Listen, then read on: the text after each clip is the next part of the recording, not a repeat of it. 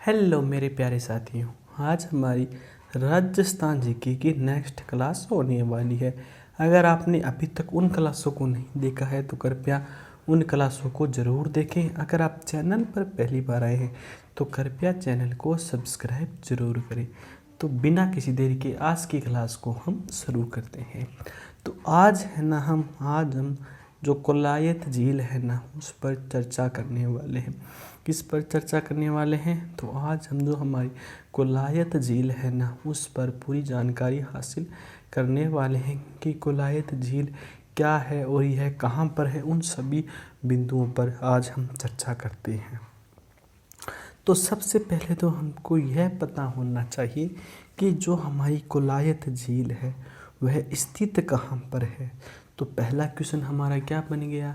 तो पहला क्वेश्चन ही हमारा यही बन गया कि जो कोलायत झील है, कौन सी झील? जो कोलायत झील है वह कहाँ पर स्थित है। तो कोलायत झील कहाँ पर स्थित है? तो उसका आंसर क्या हो जाएगा? उसका आंसर हो जाएगा बीकानेर। कौन सा हो जाएगा? बीकानेर। यानी जो कोलायत झील है ना, वह बीकानेर के अंदर स्थित है। कहाँ पर स्थित है कोलायत झील? तो जो कोलायत झील है ना, वह बीकानेर के अंदर स्थित है। उसके बाद हम इसके उपनाम पर चर्चा करते हैं। इस पर उपनाम पर, यानी इसका उपनाम क्या है, यानी जो हमारी कोलायत झील है ना, इसका क्या उपनाम है। तो इसके बारे में भी तो हमको पता होना चाहिए। अगर हम कोलायत झील के उपनाम पर चर्चा करें, अगर जो इसका उपनाम है ना, वह हो जाएगा मारवाड़ का सुंदर उद्यान। क्या हो गया? मारवाड़ का सुंदर उद्यान। और उसके बाद हो गया शुष्क मरुधर का सुंदर उद्यान। और क्या हो गया? फिर हो गया जो मारवाड़ का सुंदर उद्यान, और इसी के साथ साथ हो गया, क्या हो गया? जो शुष्क है ना, तो शुष्क मरुस्थल का जो सुंदर उद्यान है ना, वह इसी नाम से जाना जाता है। तो अब हम जो इसके उपनाम है ना, इन पर थोड़ी सी हम चर्चा और कर लेते हैं, ताकि यह आपके दिमाग में अच्छी तरह बैठ जाए। अगर जब आप परीक्षा हॉल के अंदर हो तो आपको किसी भी प्रकार की तकलीफ का सामना न करना पड़े। तो सबसे पहला हो गया कि जो कोलायत झील है, तो कोलायत झील कहाँ पर स्थित है। तो उसका आप क्या आंसर दोगे कि कोलायत झील कहाँ पर है? तो उसका आप आंसर दोगे कि जो कोलायत झील है ना, वह हमारी बीकानेर के अंदर स्थित है। तो जो कोलायत झील है वह कहाँ पर है? तो जो कोलायत झील है ना, वह बीकानेर के अंदर स्थित है। तो इस बात का हमको अच्छी तरह से पता होना चाहिए कि जो हमारी कोलायत झील है ना, वह बीकानेर के अंदर स्थित है। फिर जो कोलायत झील है, कौन सी झील? जो कोलायत झील है ना, तो हमको कोलायत झील के उपनामों के बारे में भी पता होना चाहिए। क्या पता होना चाहिए? कि जो कोलायत झील है, तो कोलायत झील के उपनाम क्या है, यानी कोलायत झील को किन किन नामों से भी जाना जाता है, तो उन सभी के बारे में हमको पता होना चाहिए। तो जो हमारी कोलायत झील है, कौन सी झील? जो कोलायत झील है ना, अगर इसके उपनाम पर चर्चा करें, क्या अगर हम इसके उपनाम पर चर्चा करें ना, तो सबसे पहले जो इसका उपनाम है ना, वह हो जाता है मारवाड़ का सुंदर उद्यान। क्या हो गया? तो जो इसका सबसे पहला जो उपनाम है ना, वह है मारवाड़ का सुंदर उद्यान। तो यह क्या हो गया? यह कोलायत झील का उपनाम हो गया। क्या हो गया? कोलायत झील का उपनाम। कोलायत झील का उपनाम क्या हो गया? कोलायत जो झील है ना, इसका उपनाम हो गया मारवाड़ का सुंदर उद्यान। क्या हो गया? मारवाड़ का सुंदर उद्यान। और इसी के साथ साथ इसका एक और भी उपनाम है। क्या है? इसी का एक और भी उपनाम है, जिसका जो नाम है वह है शुष्क मरुस्थल का सुंदर उद्यान। क्या है? शुष्क मरुस्थल का सुंदर उद्यान। यानी जो हमारी कोलायत झील है ना, तो कोलायत झील को एक तो हो गया मारवाड़ का सुंदर उद्यान। क्या हो गया? मारवाड़ का सुंदर उद्यान। और इसी के साथ साथ हो गया शुष्क मरुस्थल का सुंदर उद्यान। क्या हो गया, जो शुष्क मरुस्थल है ना उसका सुंदर उद्यान, तो ये है कोलायत झील के उपनाम हो गए। तो मैं आशा करता हूँ कि आप सभी कोलायत झील के उपनाम अच्छी तरह से समझ चुके होंगे। तो उसके बाद हम आगे की ओर चलते हैं कि आगे हमारा क्या कुछ खास इसके अंदर रहने वाला है, तो उस पर भी अब हम चर्चा हासिल कर लेते हैं। फिर है जो कोलायत झील है ना, तो यहाँ पर जो कपिल मुनि थे ना, कौन थे, जो कपिल मुनि, तो कपिल मुनि ने यहाँ पर अपनी माता की मुक्ति के लिए पाताल गंगा को उत्पन्न किया था। यानी यहाँ पर जो कपिल मुनि थे, कौन थे, जो कपिल मुनि थे, तो कपिल मुनि ने अपनी माता, किसकी, अपनी माता की, क्या हो गया, अपनी माता की मुक्ति के लिए, क्या करने के लिए, अपनी माता की मुक्ति के लिए जो पाताल है ना, तो पाताल गंगा को उत्पन्न किया। किसको उत्पन्न किया, पाताल गंगा को उत्पन्न किया था। तो अब आपको पता होना चाहिए कि जो हमारी जो कोलायत झील है उसके संदर्भ में क्या कुछ विशेष है या उसके बारे में क्या कथन है, तो इसके बारे में भी तो हमको पता होना चाहिए। तो हमको तैयारी इस लेवल की करनी है, चाहे एग्जामिन हमसे कुछ भी पूछ ले, हमारा उत्तर फटाक से आना चाहिए। तो क्या हो गया कि यहाँ जो कपिल मुनि है ना, कौन, यहाँ जो कपिल मुनि है, तो कपिल मुनि ने अपनी माता की मुक्ति के लिए, किसने, कपिल मुनि ने किसकी मुक्ति के लिए, अपनी माता की मुक्ति के लिए पाताल गंगा को उत्पन्न किया। किसको उत्पन्न किया, तो उन्होंने जो पाताल गंगा है ना उसको उत्पन्न किया था। तो अब यहाँ पर हमारे एक तो क्वेश्चन और बन जाते हैं कि जो पाताल गंगा है, तो पाताल गंगा को उत्पन्न किसने किया था, तो उसका आप क्या आंसर दोगे, तो उसका आप आंसर दोगे जो कपिल मुनि है ना उसने पाताल गंगा को उत्पन्न किया। क्या किया, कपिल मुनि ने पाताल गंगा को उत्पन्न किया। उसके बाद अगला हमारा है कि जो कपिल मुनि थे ना, तो कपिल मुनि ने पाताल गंगा को उत्पन्न क्यों किया। क्या हो गया कि जो कपिल मुनि थे, तो कपिल मुनि ने जो पाताल गंगा है, क्या, जो पाताल गंगा है, तो पाताल गंगा को उत्पन्न क्यों किया, कपिल मुनि ने पाताल गंगा को उत्पन्न क्यों किया, इसके बारे में भी तो हमको पता होना चाहिए कि कपिल मुनि ने पाताल गंगा को उत्पन्न क्यों किया। तो इसका आंसर हो जाएगा कि कपिल मुनि ने अपनी माता की मुक्ति के लिए, किसके लिए, अपनी माता की मुक्ति के लिए ही पाताल गंगा को उत्पन्न किया। किस लिए उत्पन्न किया, तो कपिल मुनि ने अपनी माता जी की मुक्ति के लिए पाताल गंगा को उत्पन्न किया था। तो अब पूछ लिया आपसे कि किन्होंने अपनी माता की मुक्ति के लिए पाताल गंगा को उत्पन्न किया, यानी किसने अपनी माता की मुक्ति के लिए पाताल गंगा को उत्पन्न किया। तो इसका आप क्या आंसर दोगे, तो इसका आंसर हो जाएगा कपिल मुनि। क्या हो गया, कपिल मुनि, यानी कपिल मुनि ने अपनी माता की मुक्ति के लिए पाताल गंगा को उत्पन्न किया था। क्या किया था, पाताल गंगा को उत्पन्न किया था। फिर हम आगे चलते हैं। आगे हमारा है कि इस झील के किनारे, यानी इस झील के किनारे कपिल मुनि का कार्तिक पूर्णिमा यानी नवंबर माह में मेला भरता है, जो दीपदान के लिए प्रसिद्ध है।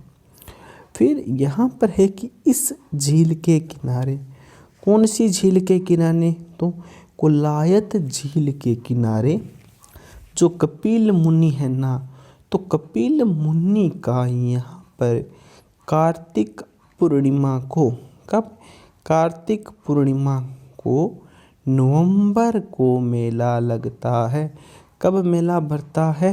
नवंबर को मेला भरता है, जो कि दीपदान के लिए प्रसिद्ध है। जो किसके लिए प्रसिद्ध है? जो दीपदान के लिए प्रसिद्ध है। तो अब हम आगे चलते हैं।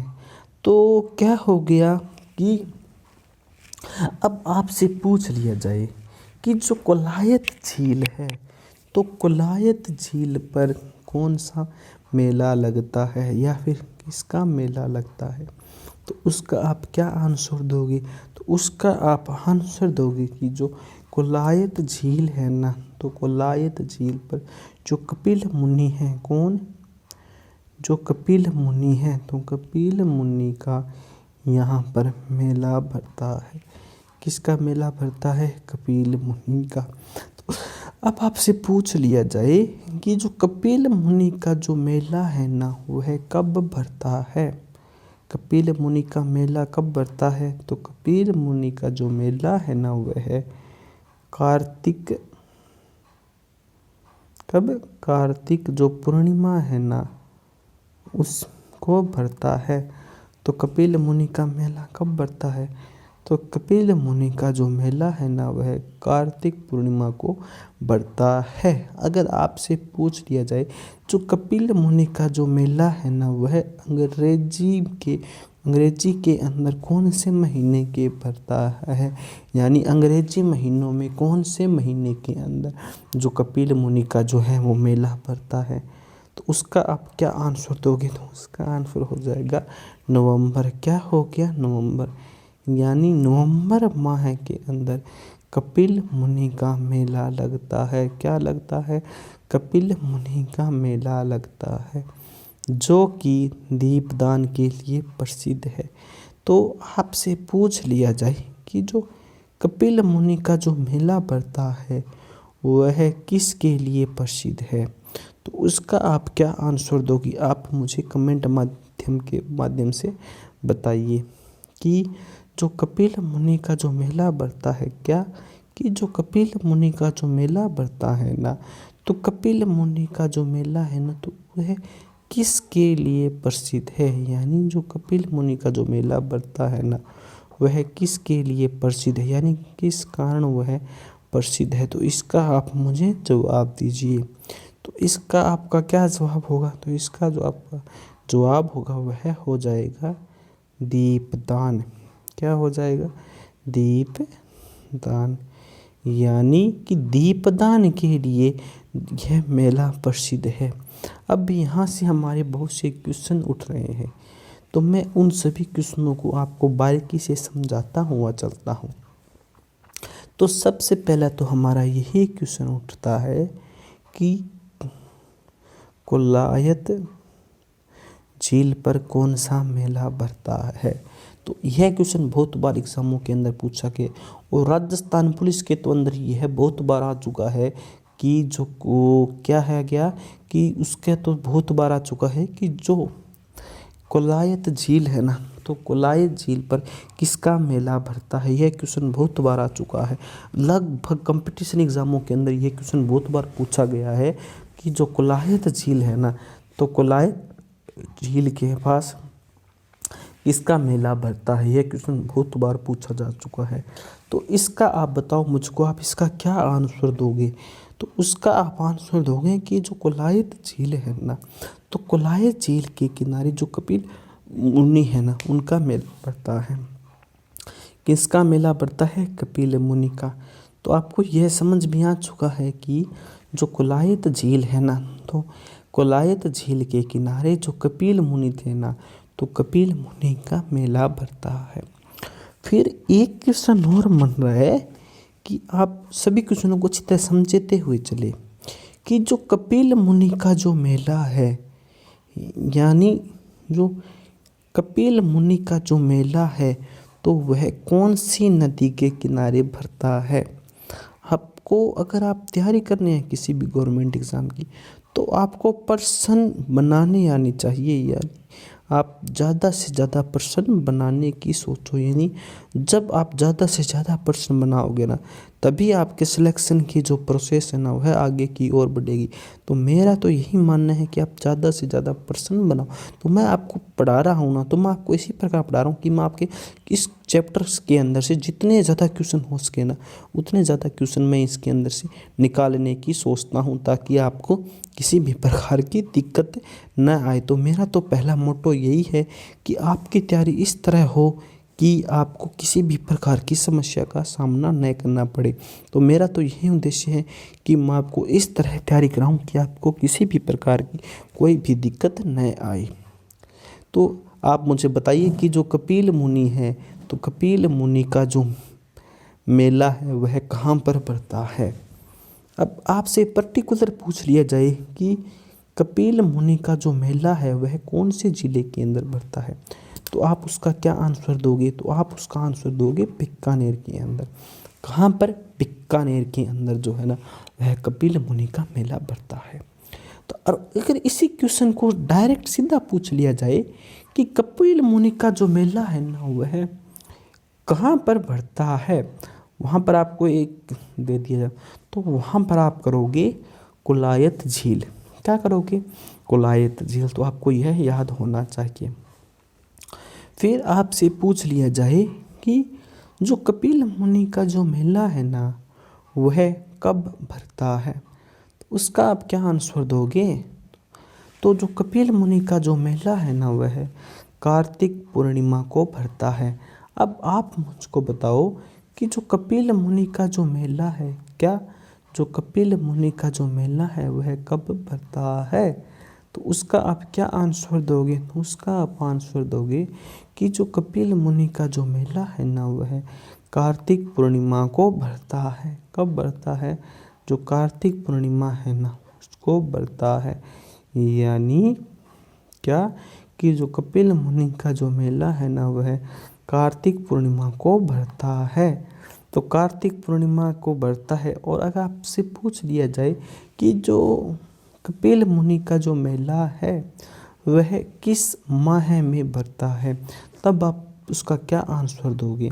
तो तब आप उसका आंसर दोगे कि जो कपिल मुनि का जो मेला है ना वह नवंबर माह में भरता है। कब भरता है, नवंबर माह में भरता है। तो आपको इस प्रकार से प्रश्न निकालने आने चाहिए।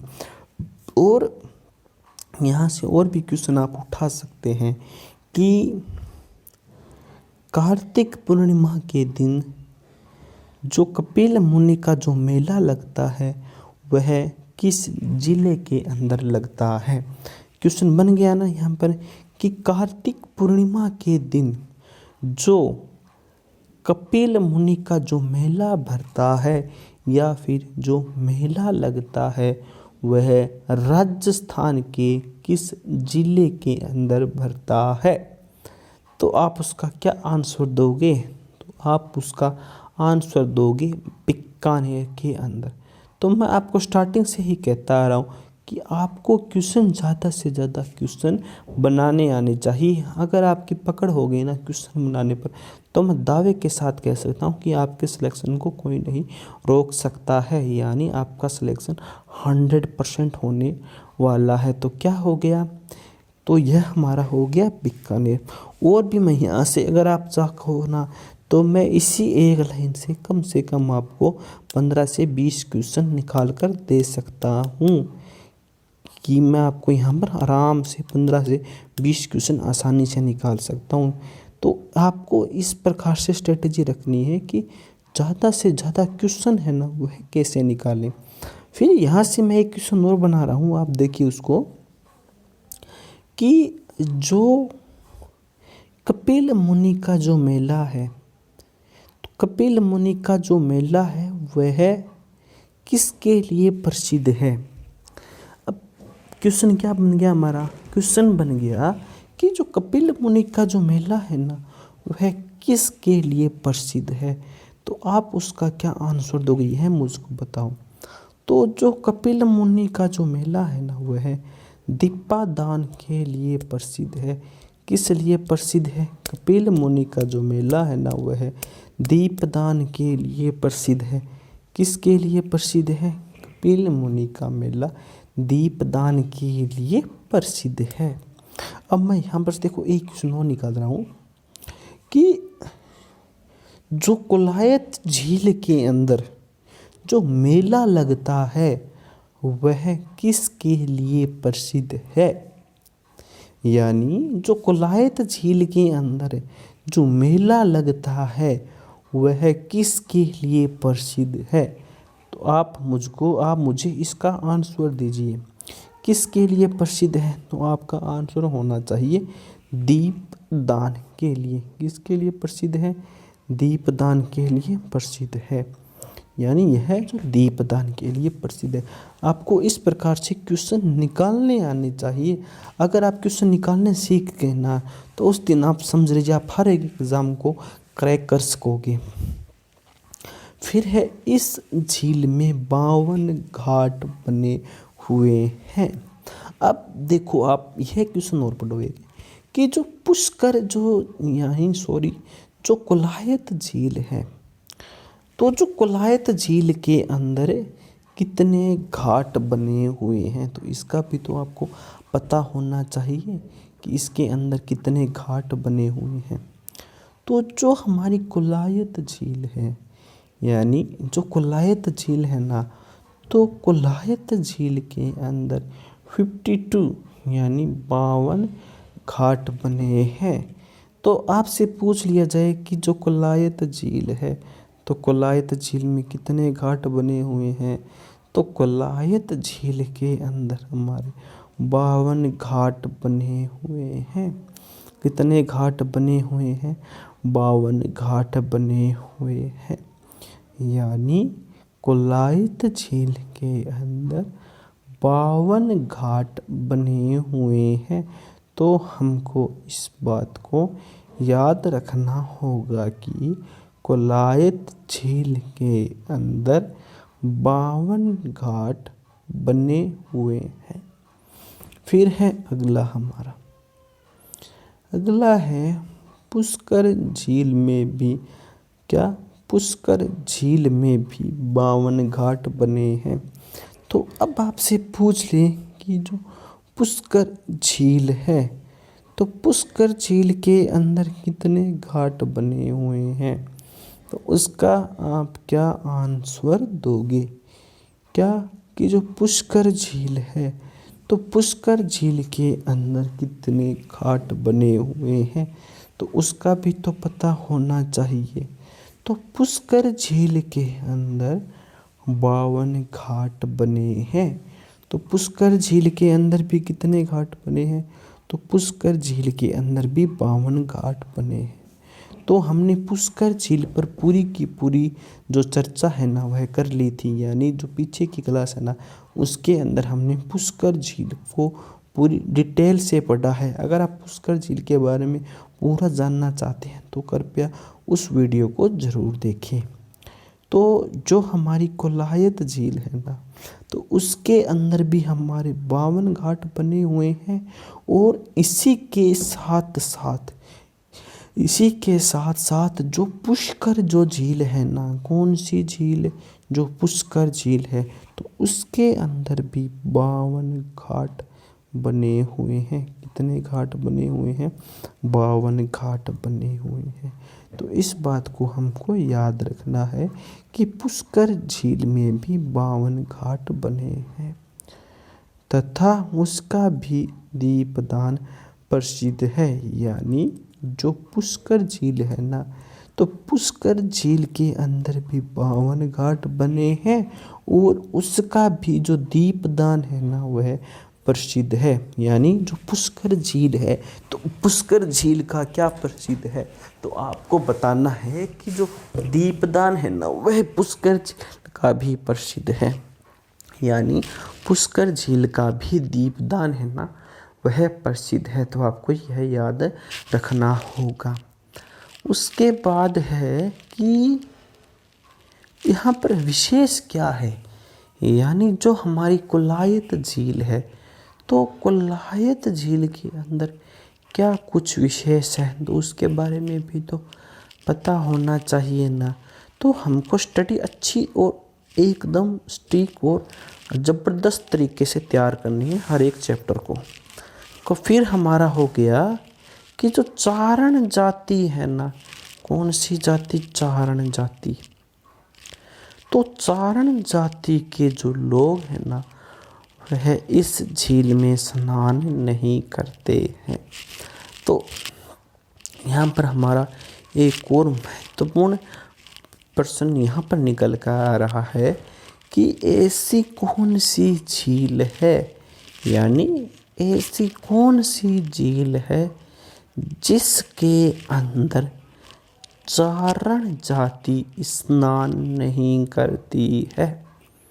क्या हो गया? ऐसी कौन सी झील है जिस झील के अंदर जो चारण जाति है, कौन सी जाति? जो चारण जाति है वह स्नान नहीं करती है। तो इसका आप क्या आंसर दोगे? तो इसका हमारा आंसर हो जाएगा जो कोलायत झील है ना, इस झील के अंदर जो चारण जाति है ना वह निवास नहीं करती है। क्या? कि जो कोलायत झील के अंदर है ना, यहाँ पर जो चारण जाति है ना वह निवास नहीं करती है, स्नान नहीं करती है। तो यह हमको पता चल गया। क्या पता चल गया? कि हमको यहाँ पर हमने यह जाना कि जो कोलायत झील है ना, तो कोलायत झील के अंदर जो चारण जाति है ना, कौन सी जाति? जो चारण जाति है वह क्या नहीं करती है? वह स्नान नहीं करती है। क्या नहीं करती है? वह स्नान नहीं करती है। फिर हम आगे चलते हैं कि यह मूल रूप से प्राकृतिक झील है, यानी जो हमारी कोलायत झील है, कौन सी? जो हमारी कोलायत झील है ना, यह मूल रूप से एक प्राकृतिक झील है। क्या है? जो कोलायत झील है ना, यह मूल रूप से या फिर मुख्य रूप से एक प्राकृतिक झील है। कौन सी झील है? तो यह मुख्य रूप से एक हमारी प्राकृतिक झील है। और जो कोलायत झील है ना, तो इस झील के अंदर क्या? जो कोलायत झील है ना, इस झील के अंदर जो चारण जाति के जो लोग हैं ना, कौन से लोग? जो चारण जाति के लोग हैं वह इस झील के अंदर स्नान नहीं करते हैं। क्या नहीं करते हैं? स्नान नहीं करते हैं। और क्या हो गया कि मूल रूप से प्राकृतिक झील कौन सी है? तो इसका भी आंसर हो जाएगा कि जो कोलायत झील है ना, यह मूल रूप से प्राकृतिक झील नहीं है। क्या नहीं है? तो यह मूल रूप से प्राकृतिक झील नहीं है। फिर है कोलायत झील को रेगिस्तान का सुंदर मरु उद्यान कहा जाता है। यानी कि जो हमारी कोलायत झील है, कौन सी झील है? जो कोलायत झील है। तो कोलायत झील को रेगिस्तान का सुंदर मरु उद्यान कहा जाता है। तो कोलायत झील को किस नाम से भी जाना जाता है? तो जो कोलायत झील है ना, तो कोलायत झील को जो रेगिस्तान है ना, क्या? जो रेगिस्तान है, तो रेगिस्तान का जो सुंदर क्या? रेगिस्तान का जो सुंदर मरु उद्यान है ना, वह भी कहा जाता है। क्या कहा जाता है? कि कोलायत झील को रेगिस्तान का सुंदर मरु उद्यान कहा जाता है। तो आपको यह याद रखना होगा। क्या याद रखना होगा? कि जो कोलायत झील है ना, तो कोलायत झील को जो रेगिस्तान है ना, क्या? जो रेगिस्तान है, तो रेगिस्तान का जो सुंदर क्या? रेगिस्तान का जो सुंदर मरु उद्यान है ना, वह भी कहा जाता है। यानी कोलायत झील को रेगिस्तान का सुंदर मरुस्थल भी कहा जाता है। तो आपको इस बात का भी ध्यान रखना होगा। क्या ध्यान रखना होगा? हमको यह ध्यान रखना होगा कि जो कोलायत झील है ना, क्या कि जो कोलायत झील है, तो कोलायत झील को रेगिस्तान का सुंदर मरु उद्यान भी कहा जाता है। क्या कहा जाता है? कोलायत झील को रेगिस्तान का सुंदर मरु उद्यान कहा जाता है। फिर हम आगे चलते हैं। आगे है महर्षि कपिल मुनि ने अपनी माँ के स्नान हेतु पाताल गंगा को इसी भूमि से निकाली थी। यानी जो महर्षि कपिल मुनि थे, कौन? जो महर्षि जो कपिल मुनि थे ना, उन्होंने अपनी माँ के स्नान हेतु, यानी जो महर्षि जो कौन सा हो गए, जो महर्षि कपिल मुनि थे ना, उन्होंने अपनी माता के, यानी उन्होंने अपनी माँ के स्नान हेतु, क्या कि उन्होंने अपनी माता के स्नान हेतु जो पाताल गंगा है, यानी जो पाताल गंगा है ना, को इसी भूमि से निकाली थी। यानी जो गंगा है ना, तो गंगा की जो पाताल गंगा है ना, उसको इसी भूमि से निकाली थी। यानी बीकानेर की जो कोलायत झील है ना, यहीं से निकाली थी। तो हमको इस बात का भी अच्छी तरह से ध्यान रखना होगा। फिर है महाराजा गंगा सिंह ने इसके किनारे पर 5 मंदिर का निर्माण करवाया।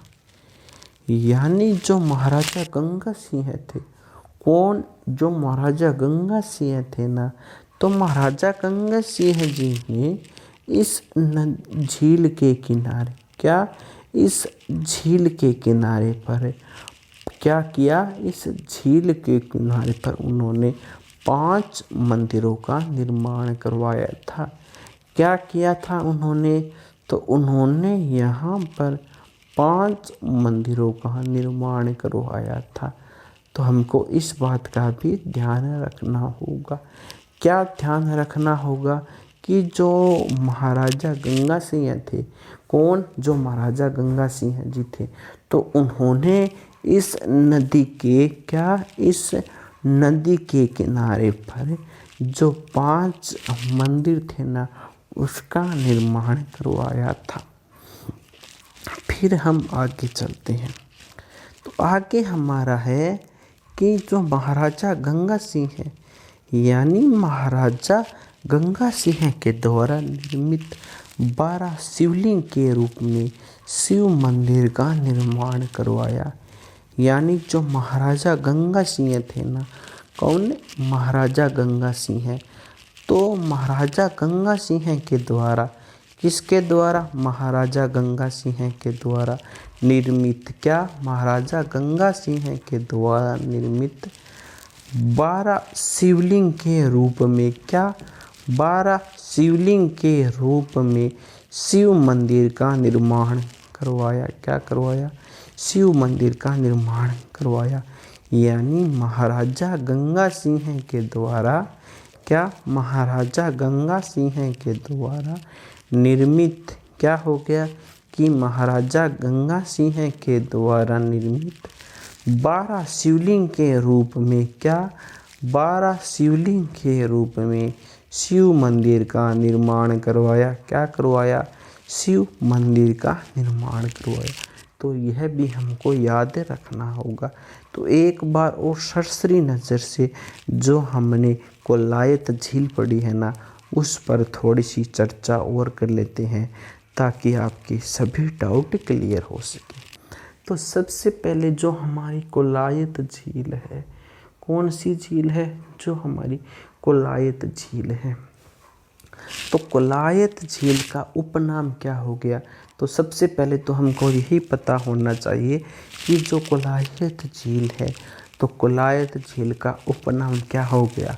तो कोलायत झील का जो उपनाम है ना, वह है मारवाड़ का सुंदर उद्यान। क्या? मारवाड़ का सुंदर उद्यान। और इसी के साथ साथ शुष्क मरुधर का सुंदर उद्यान। क्या? शुष्क मरुधर का सुंदर उद्यान भी जो कोलायत झील है ना, इसका उपनाम है। क्या हो गया? तो कोलायत झील का जो उपनाम है ना, वह है मारवाड़ का सुंदर उद्यान। क्या हो गया? मारवाड़ का सुंदर उद्यान। और इसी के साथ साथ शुष्क मरुस्थल का सुंदर उद्यान। क्या हो गया? शुष्क मरुस्थल का सुंदर उद्यान। ये है ना, ये है जो कोलायत झील है ना, जो बीकानेर के अंदर स्थित है, उसके उपनाम है। क्या हो गया? कि जो कोलायत झील है ना, जो बीकानेर के अंदर स्थित है, इसके उपनाम है। फिर है यहाँ पर कपिल मुनि ने अपनी माता की मुक्ति के लिए पाताल गंगा को उत्पन्न किया। यानी जो कपिल मुनि थे ना, यानी जो महर्षि कपिल मुनि थे, तो महर्षि कपिल मुनि ने अपनी माता यानी अपनी माता श्री की मुक्ति के लिए, किसके लिए? मुक्ति के लिए जो पाताल गंगा थी ना, तो पाताल गंगा को इन्होंने उत्पन्न किया था। तो आपसे पूछ लिया जाए कि पाताल गंगा को किसने उत्पन्न किया, तो इसका आप क्या आंसर दोगे? तो इसका आप आंसर दोगे कि जो कपिल मुनि थे ना, तो कपिल मुनि ने ही पाताल गंगा को उत्पन्न किया। और इसके उत्पन्न करने के पीछे क्या कारण था? तो इसके उत्पन्न करने के पीछे कारण यह था कि क्या कारण था इसके उत्पन्न करने के पीछे? तो इसके उत्पन्न करने के पीछे यही कारण था कि वे अपनी माँ की मुक्ति के लिए ही इन्होंने पाताल गंगा को उत्पन्न किया था। फिर है इस झील के किनारे कपिल मुनि का कार्तिक पूर्णिमा को मेला लगता है। यानी कोलायत झील के किनारे पर ही कार्तिक पूर्णिमा को मेला लगता है। या फिर आपसे पूछ लिया जाए कि जो कपिल मुनि का जो मेला है वह कहाँ पर लगता है, तो यह क्वेश्चन एक इम्पोर्टेंट क्वेश्चन बनता है, जो कि बहुत से गवर्नमेंट एग्ज़ामों के अंदर पूछा गया है। और यह क्वेश्चन सबसे ज़्यादा राजस्थान पुलिस के अंदर पूछा गया है। तो क्या हो गया? तो इसका आंसर हो जाएगा कि कोलायत झील। यानी कोलायत झील के किनारे पर ही कपिल मुनि का मेला भरता है। उसके बाद हम आगे देखते हैं। आगे है कि जो मेला भरता है ना, वह किस माह के अंदर भरता है। यानी कपिल मुनि का मेला कौन से माह में भरता है, तो उसका आप आंसर दोगे नवंबर माह को। कब? नवंबर माह को। यानी कार्तिक पूर्णिमा नवंबर को जो है ना, यह इसका मेला भरता है। फिर यहाँ पर जो दीपदान है ना, उसके लिए यह प्रसिद्ध है। यानी जो कपिल मुनि का जो मेला है ना, वह दीपदान के लिए सबसे ज़्यादा प्रसिद्ध है। तो किसके लिए प्रसिद्ध है कपिल मुनि का मेला? तो कपिल मुनि का जो मेला है ना, वह दीपदान के लिए प्रसिद्ध है। किसके लिए प्रसिद्ध है? दीपदान के लिए प्रसिद्ध है। फिर है इस झील के अंदर 52 घाट भी बने हुए हैं। यानी कि जो कोलायत झील है, तो कोलायत झील के अंदर भी 52 घाट बने हुए हैं। क्या बने हुए हैं? 52 घाट बने हुए हैं। फिर है पुष्कर जो झील है ना, उसके अंदर भी 52 घाट बने हैं। तो जो पुष्कर झील है, तो पुष्कर झील के अंदर कितने घाट बने हैं? तो पुष्कर झील के अंदर भी 52 घाट बने हैं। और जो कोलायत झील है ना, उसके अंदर भी 52 घाट बने हैं। यानी दोनों के अंदर समान मात्रा के अंदर जो है ना, वह घाट बने हुए हैं। फिर है तो जो पुष्कर झील है ना, वहाँ का भी दीपदान प्रसिद्ध है। क्या? जो पुष्कर झील है, तो पुष्कर झील का जो भी जहाँ उसका भी जो दीपदान है ना, वह भी प्रसिद्ध है। क्या है? तो जो पुष्कर झील का जो दीपदान है ना, वह भी प्रसिद्ध है। उसके बाद हम आगे देखते हैं। आगे है कि पुष्कर यानी कि जो चारण जाति के जो लोग हैं ना वह इस झील के अंदर स्नान नहीं करते हैं। तो चारण जाति के जो लोग हैं वह किस झील के अंदर स्नान नहीं करते हैं, तो उसका आप क्या आंसर दोगे? तो उसका आपको आंसर देना होगा कि जो चारण जाति के लोग हैं ना वह कोलायत झील के अंदर स्नान नहीं करते हैं। कौन सी झील के अंदर स्नान नहीं करते हैं? तो उसका आंसर हो जाता है कि जो कोलायत झील है ना उसके अंदर जो चारण जाति के लोग हैं ना वह स्नान नहीं करते हैं। फिर है यह मूल रूप से प्राकृतिक झील है। क्या कि जो कोलायत झील है ना यह मुख्य रूप से क्या कोलायत झील मुख्य रूप से क्या है, यह एक प्राकृतिक झील है। क्या यानी जो कोलायत झील है ना यह मुख्य रूप से एक प्राकृतिक झील है। कौन सी झील है? एक प्राकृतिक झील है।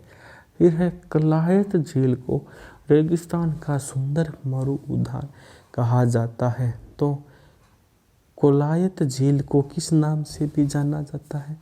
तो कोलायत झील को रेगिस्तान का सुंदर मरु उद्यान कहा जाता है। तो कोलायत झील को क्या कहा जाता है? तो जो हमारी कोलायत झील है ना तो कोलायत झील को रेगिस्तान का सुंदर मरुस्थल भी मरु उद्यान भी कहा जाता है। क्या कहा जाता है? तो कोलायत झील को रेगिस्तान का सुंदर मरु उद्यान भी कहा जाता है।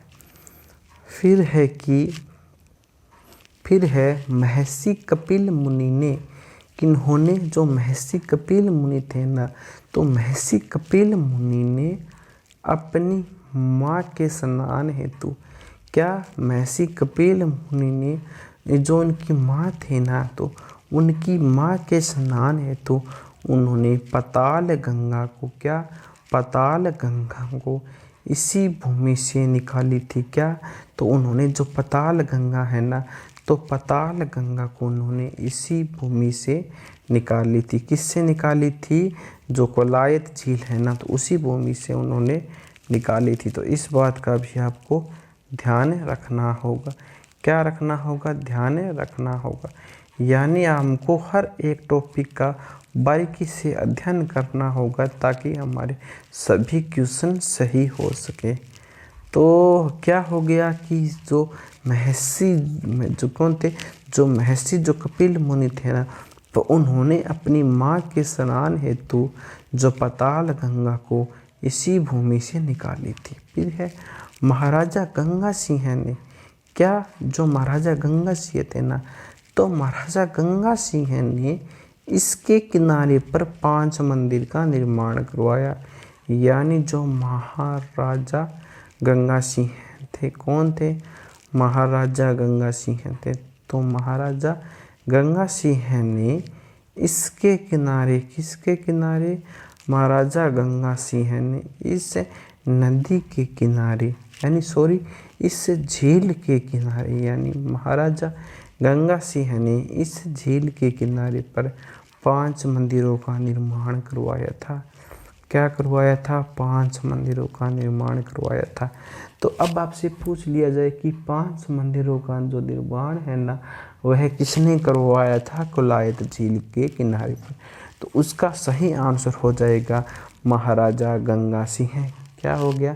महाराजा गंगा सिंह। यानी महाराजा गंगा सिंह ने इसके किनारे 5 मंदिरों का निर्माण करवाया था। फिर है आगे, महाराजा गंगा सिंह के द्वारा निर्मित 12 शिवलिंग के रूप में शिव मंदिर का निर्माण करवाया गया था। यानी जो महाराजा गंगा सिंह थे ना तो महाराजा गंगा सिंह के द्वारा, किनके द्वारा? महाराजा गंगा सिंह के द्वारा निर्मित, क्या महाराजा गंगा सिंह द्वारा निर्मित 12 शिवलिंग, क्या हो गया कि 12 शिवलिंग के रूप में शिव मंदिर का निर्माण करवाया। क्या करवाया? 12 शिवलिंग के रूप में शिव मंदिर का निर्माण करवाया था। तो इस प्रकार हमारी कोलायत झील होती है। अब हम आगे की ओर अग्रसर होते हैं। अब हम जो है ना ये फोय सागर झील पर चर्चा करने वाले, किस झील पर चर्चा करेंगे अब हम जो चर्चा करेंगे ना वह है हमारी जो फोय सागर झील है ना, उस पर अब हम चर्चा करेंगे। तो पहला क्वेश्चन तो हमारा यही बन गया कि जो फोय सागर झील है, तो फोय सागर जो झील है ना वह कहाँ पर स्थित है। पहला क्वेश्चन हमारा यही। तो जो फोय सागर झील है वह कहाँ पर है, तो जो फोय सागर झील है ना वह अजमेर के अंदर स्थित है।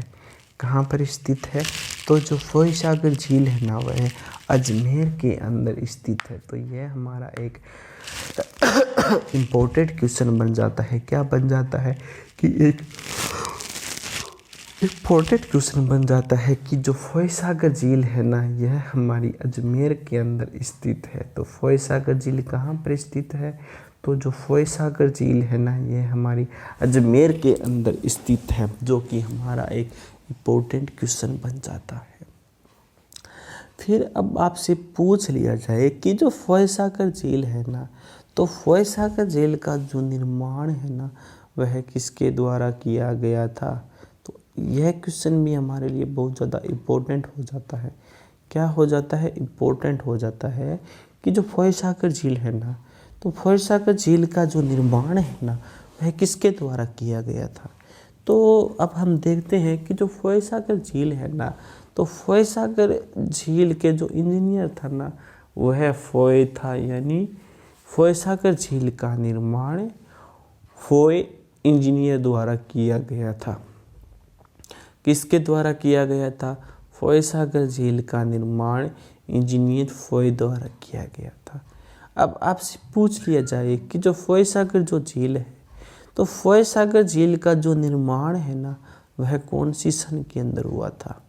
तो उसका सीधा और एकदम सटीक उत्तर है 1891 से लेकर 1892, या फिर आप कह दीजिए 1891-92, यानी 1891 और 92 के अंदर जो इंजीनियर फोय थे ना, तो उनके द्वारा जो फोय सागर झील है ना जो कि हमारे अजमेर के अंदर स्थित है उसका निर्माण कार्य किया गया था। फिर इस झील को बनाने में 2,69,000 रुपये का खर्चा आया। यानी जो फोय सागर झील है, तो फोय सागर झील के निर्माण के अंदर जो इसका खर्चा आया था ना वह 2,69,000 रुपये आया था। तो यह खर्चा 1891-92 के अंदर का था, यानी 1891-92 के अंदर जो इसका खर्चा था ना वह 2,69,000 रुपये था।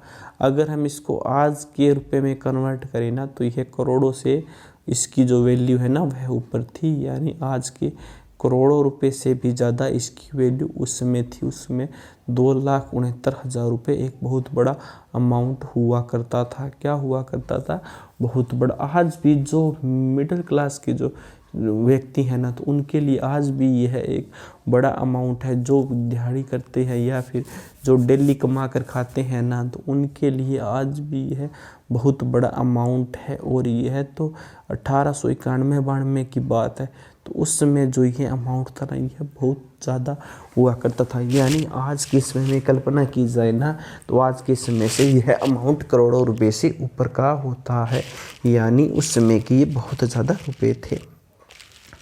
फिर अगर हम इसके उद्देश्य पर बात करें, यानी जो फोय सागर झील है तो इसका उद्देश्य क्या था। आपको पता है हर चीज़, कोई न कोई चीज़ जिसका भी निर्माण होता है या जो भी चीज़ होती है ना उसके पीछे उसका कुछ न कुछ उद्देश्य ज़रूर होता है, यानी हर एक चीज़ का कुछ न कुछ उद्देश्य होता है। तो जो फोय सागर झील है ना तो उसका उद्देश्य हो गया कि अजमेर को बांडी नदी की बाढ़ से बचाने हेतु किया गया। यानी जो फोय सागर है ना तो फोय सागर का उद्देश्य यही हो गया कि जो अजमेर है ना तो अजमेर को जो बांडी नदी की बाढ़ से बचाने के लिए ही फोय सागर झील का निर्माण किया गया। तो अब आपसे पूछ लिया जाए कि जो फोय सागर झील है तो फोय सागर झील का निर्माण क्यों किया गया था, तो उसका हमको आंसर देंगे कि जो फोय सागर जो झील है ना, फोय सागर झील का जो निर्माण है ना वह अजमेर की जो बांडी नदी है ना उसके अंदर जो बाढ़ आती है ना तो उस बाढ़ को रोकने के लिए ही जो फोय सागर झील है ना उसका निर्माण किया गया था। इसका निर्माण किया गया था? जो फॉयसागर झील है ना, उसका निर्माण किया गया, यानी अजमेर की बांडी नदी के अंदर आने वाली बाढ़ को रोकने के उद्देश्य से ही इस झील का जो है ना वह निर्माण किया गया था। फिर है इस झील के भरने के पश्चात, यानी किस झील के भरने के पश्चात, यानी फॉयसागर झील भरने के पश्चात जो अतिरिक्त जल है ना वह अन्ना सागर झील के अंदर चला जाता है। क्या? तो यहाँ पर एक बहुत ही शानदार तरीके से यह झील बनाई गई है कि जब यह झील पूरी भर जाती है, यानी इस झील के अंदर जितने पानी की ज़रूरत होती है वह पानी की कैपेसिटी जब पूरी हो जाती है ना, तब इसका जो झील है ना वह अन्ना सागर झील के अंदर चला जाता है। तो इसका जो जल है ना वह अन्ना सागर झील के अंदर चला जाता है। फिर है जो अजमेर की जो अन्य झीलें हैं ना वह एक तो हमारी हो जाती है बिसलसर झील। कौन सी हो गई? बिसलसर झील। उसके बाद अगली हमारी हो गई जैन सागर झील। कौन सी हो गई? जैन सागर झील। उसके बाद जो अगली है ना वह हो जाती है फूल सागर झील। कौन सी झील हो गई? फूल सागर झील। तो अगर हम जो हमारी जो है ना फॉयसागर झील, अगर हम उस पर थोड़ी सी और चर्चा करें ना, तो इसके जो निर्माण का जो कार्य है ना वह 1891 से लेकर 1892 के अंदर किया गया। तो आपसे पूछ लिया जाए, क्या पूछ लिया जाए कि जो फॉयसागर झील है, तो फॉयसागर झील के जो निर्माण का जो कार्य है ना वह कब से लेकर कब तक किया गया, तो उसका हम आंसर देंगे कि जो फॉयसागर झील है ना उसके जो निर्माण का जो कार्य है ना वह 1891 से लेकर 1892 के मध्य किया गया था। यानी इस टाइम पीरियड के दौरान फॉयसागर झील का है ना वह निर्माण किया गया था। क्या किया गया था? फॉयसागर झील का निर्माण किया गया था। और यहाँ पर एक इम्पोर्टेंट क्वेश्चन बन जाता है कि जो फॉयसागर झील है, कौन सी झील? जो फॉयसागर झील है, तो फॉयसागर झील का जो निर्माण है ना वह किसके द्वारा किया गया था? यानी इसका जो फॉयसागर झील है, इसको जो स्ट्रक्चर है ना वह किसने दिया था? तो उसका आंसर हो जाएगा कि जो इंजीनियर फॉय थे ना, कौन? जो इंजीनियर फॉय थे उन्होंने ही इस झील का निर्माण किया था। फिर जो यह हमारी जो यह फॉयसागर झील है, तो इस झील को बनाने के अंदर उस समय कितनी लागत आई थी? तो उस समय जो लागत आई थी ना वह थी 2,69,000 रुपये। अगर हम इसको आज के रुपए के अंदर कन्वर्ट करें ना तो यह करोड़ों से ऊपर हो जाती है। यानी उस समय के 2,69,000 रुपये आज के करोड़ों रुपए से ज़्यादा होते हैं। और एक मज़ेदार इंपॉर्टेंट क्वेश्चन कि जो फॉयसागर झील है ना, तो फॉयसागर झील बनाने के पीछे का मुख्य उद्देश्य क्या था? इसके पीछे बनाने का क्या मोटो था? तो इसके पीछे बनाने का ये उद्देश्य था कि जो अजमेर है ना, तो अजमेर के अंदर एक नदी है बांडी नदी, यानी बांडी नदी के अंदर बाढ़ को रोकने के लिए, यानी बांडी नदी में आने वाली बाढ़ को रोकने के लिए ही इस फॉयसागर झील का निर्माण किया गया था। और सबसे गजब की बात यह है कि जब फॉयसागर के अंदर जो झील का जो पानी है ना वह फुल हो जाता है, तो इसका जो पानी है ना वह अन्ना सागर झील के अंदर चला जाता है। कहाँ पर चला जाता है? जो अन्ना सागर झील है ना उसके अंदर इसका पानी चला जाता है। फिर है अजमेर की अन्य झीलें, यानी अजमेर के अंदर और भी कई झीलें हैं जिसके अंदर एक तो बिसलपुर झील है। कौन सी है? ये तो बिसलपुर झील है, एक जैन सागर झील है, और इसी के साथ साथ एक झील और है जो कि है फूल सागर झील। पूंजी हो जाती है इसी के साथ साथ, तो इसी के साथ साथ जो फूल सागर झील है ना वह भी हो जाती है। उसके बाद जो अगली हमारी नेक्स्ट झील है, तो हम उस पर भी हम चर्चा कर लेते हैं। जो हमारी नेक्स्ट झील है ना वह हमारी कायलान झील या फिर प्रताप सागर झील है। तो जो नेक्स्ट हमारी जो झील है वह कौन सी है? तो जो हमारी नेक्स्ट झील है ना वह हमारी कायलान झील या फिर जो हमारी प्रताप सागर झील है, जो कि कहाँ पर है? जो कि जोधपुर के अंदर स्थित है। कायनाल झील और प्रताप सागर झील कहाँ पर है? तो कायनाल झील और प्रताप सागर जो झील है ना वह जोधपुर के अंदर स्थित है। कहाँ पर स्थित है? जोधपुर के अंदर झील है। तो हो गया कि यह एक प्राकृतिक झील है। क्या? यह प्राकृतिक झील है जिसका आधुनिकीकरण 1872 ईस्वी के दौरान सर प्रताप सिंह ने करवाया था। यानी जो कायनार झील है ना, यह एक प्राकृतिक झील है जिसका जो आधुनिकीकरण है ना, क्या जो आधुनिकीकरण है वह 1872 की ईस्वी के दौरान, कब 1872 के दौरान जो सर प्रताप थे ना, सर प्रताप सिंह ने करवाया था। किसने करवाया था? सर प्रताप सिंह ने करवाया था। तो जो कायनार झील है इसका आधुनिकीकरण कब करवाया गया? तो इसका आधुनिकीकरण 1872 के अंदर करवाया गया था। किसके द्वारा करवाया गया था? सर प्रताप सिंह के द्वारा करवाया गया था। और जो कायनार झील है या फिर जो प्रताप सागर जो झील है ना, वह एक प्राकृतिक झील है। फिर इस झील के किनारे भारत का प्रथम मरु वनस्पति उद्यान माचेस पारी पार्क स्थित है। यानी जो कायनार झील है या जो प्रताप सागर झील है ना, तो इस झील के किनारे क्या, इस झील के किनारे भारत का प्रथम मरु वनस्पति उद्यान का, भारत का कौन सा? तो भारत का प्रथम मरु वनस्पति उद्यान यानी माचेस पारी पार्क है ना, वह यहीं पर स्थित है। यह जोधपुर की सबसे बड़ी झील है। और यह जोधपुर की क्या है? यह जोधपुर की सबसे बड़ी झील है। तो जोधपुर की जो सबसे बड़ी झील है वह कौन सी है? तो वह है कायलाना झील है। कौन सी झील है? कायलाना झील है। इस झील की जलापूर्ति IGNP की लिफ्ट नहर राजीव गांधी द्वारा करती है। यानी जो यह झील है ना, तो इस झील की जो जलापूर्ति है ना, वह इंदिरा गांधी नहर परियोजना की जो लिफ्ट नहर है ना, वह राजीव गांधी द्वारा इसकी जलापूर्ति होती है। तो मैं आशा करता हूँ कि आप सभी को आज की क्लास बहुत पसंद आई है। तो आज की क्लास हमारी यहीं पर समाप्त होती है। और क्लास को ज़्यादा से ज़्यादा शेयर करें और अपना एक प्यारा सा कमेंट जरूर करें। जय हिंद, जय भारत।